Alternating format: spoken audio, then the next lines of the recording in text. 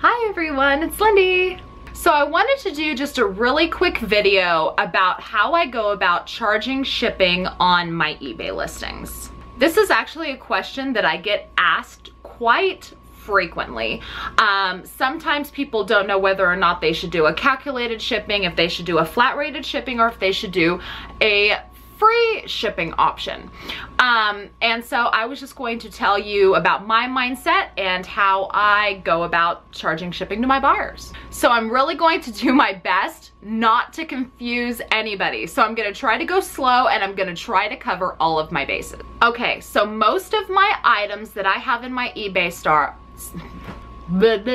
most of the items that I have in my eBay store, I charge a flat shipping fee. Now the reason why I do this is because I know exactly what the shipping is going to be on that item.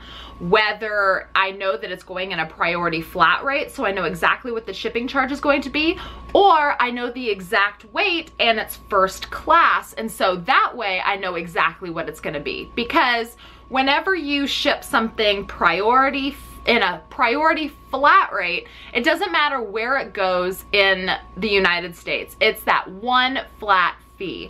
Same thing with first class. Wherever I send it all over the country, it is going to be that flat first class fee. So when I have an item that's either first class and I know the exact weight, or it's going in a priority flat rate, I do charge a flat rated shipping.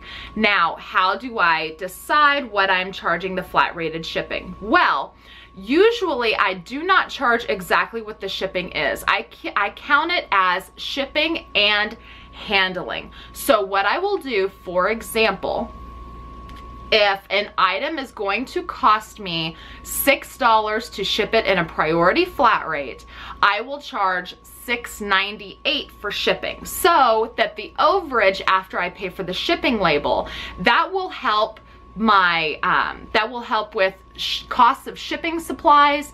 It will help with any fees incurred with the eBay selling, you know, whether it's the, 10% off of the shipping label, the 10% final value fee, things like that.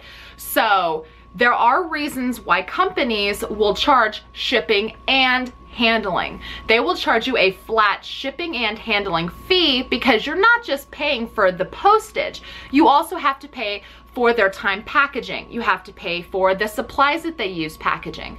You have to pay for any number of things. That's why it's called shipping and handling. So I don't charge an additional handling fee on my items. Instead, I will charge a flat shipping fee, and the overage from the shipping fee minus the cost of the label is considered handling, shipping supplies, fees, things like that.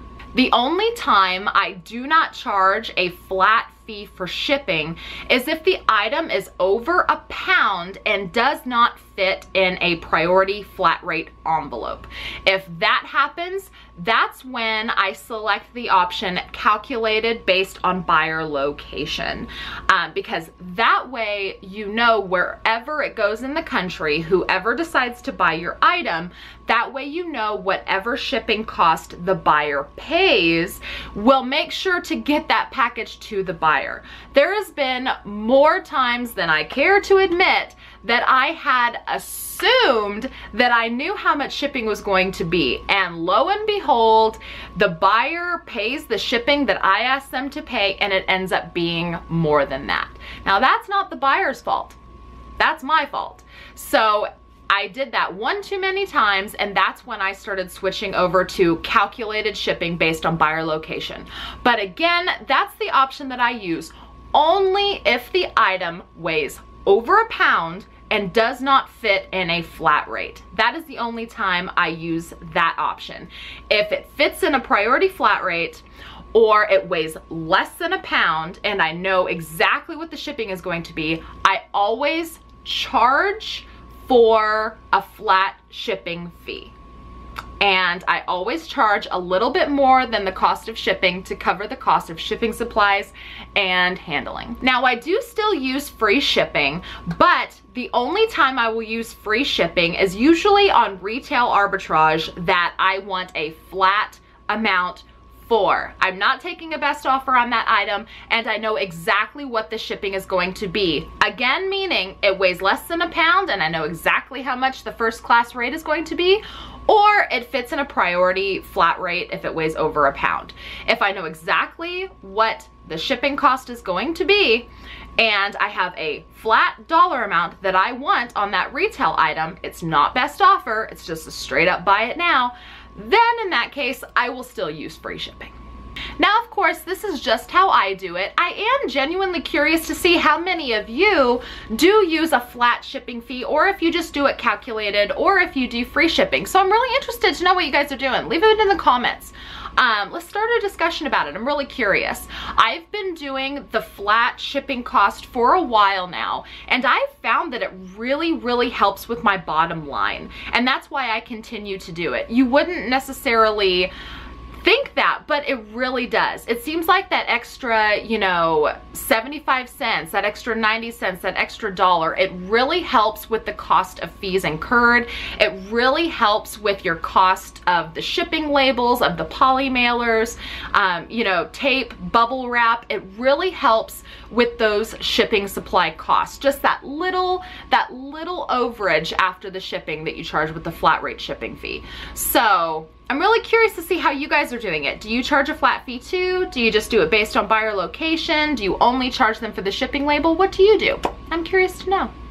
Right, you guys, thank you so much for watching. If you like this video, please give me a thumbs up and let me know. If you have any questions or comments, feel free, leave them in the comments below. And if you haven't subscribed to me yet, I hope you will. Thank you guys again so much for watching. I will see you with my next video. Bye.